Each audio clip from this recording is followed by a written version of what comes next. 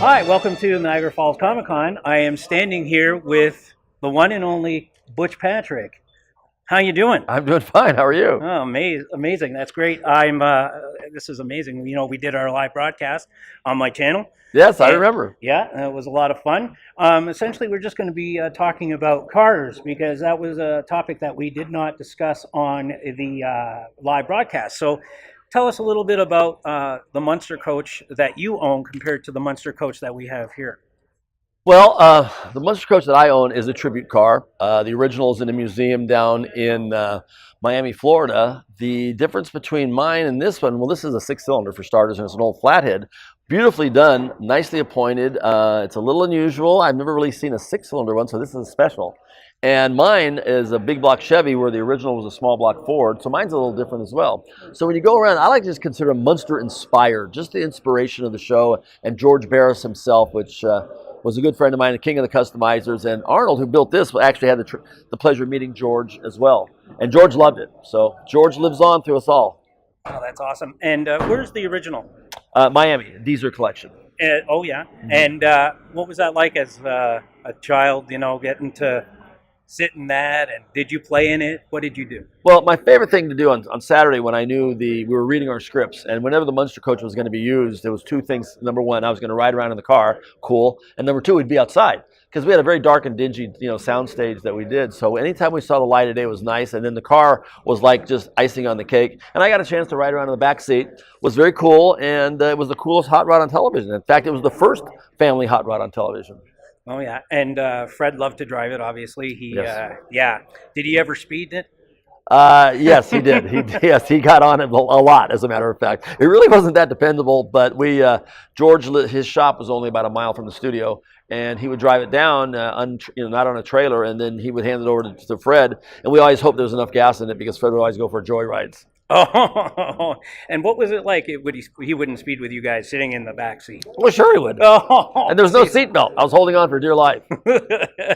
So, well, this is your first time to Niagara Falls, and what do you think? Or is it your first time to Niagara Falls? It's my first time to Niagara Falls Comic Con. Oh, okay. I have been across to Canada a couple times. I did something in New London a few years ago, and but for all practicality, this is my first touring time. It's the first chance I've had to walk around and enjoy it. Oh, that's great. It's beautiful. Very nice. That's great. Yesterday I saw you out at the Burger King Frankie, and I had a feeling that you would stop there. Yeah. Does it look like Mockingbird Lane, the house? I hadn't planned on going there. I was actually walking to a restaurant, and we took the long way around because there's a bunch of construction. And I heard the Fall Out Boy song coming out of Ripley's Believe It or Not, which was the Munster theme. And then turned around, I see Frankie behind me, and I go, what are the chances of having the Munster theme and a big Frankenstein nearby?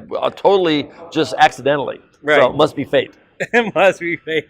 And Clifton Hill. What are your thoughts of Clifton Hill, like itself, where all the museums are? Oh, Clifton Hill. That's Clifton Hill. I did not know. Now I know something. It was nice. It was interesting stuff. I love the miniature golf course with all the dinosaurs. Really nice dinosaurs.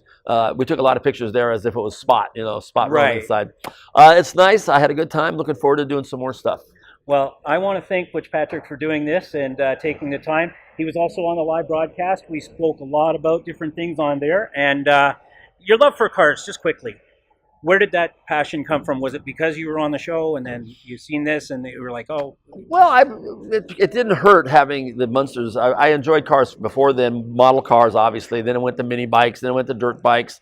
Then it went to muscle cars and drag strips and drag racing and funny cars. And it just sort of evolved to where today I'm most comfortable in an automotive event. I do a lot of drag races and I do a lot of NASCAR stuff. So for me, hanging around cars and the Munster coach and the Dragula are great, tribute cars of the 60s and George Barris creations that allows me to do a lot of NSRA stuff, which is National Street Rod Association. And I'm a member of a really cool car club called Dead Man's Curve, which we do old school gassers and old school builds in New Jersey. So it's part of my heritage, I guess. Oh, that's awesome. Well, again, thank you very much for doing this with us. And welcome to Niagara Falls. Enjoy the weekend with everybody. Okay. And come on down to Niagara Falls Comic Con and see Butch Patrick. And now I'm off to find the McKenzie brothers. Hey. Take care. Take care. Bye-bye. Thank you very much. Bye, everybody.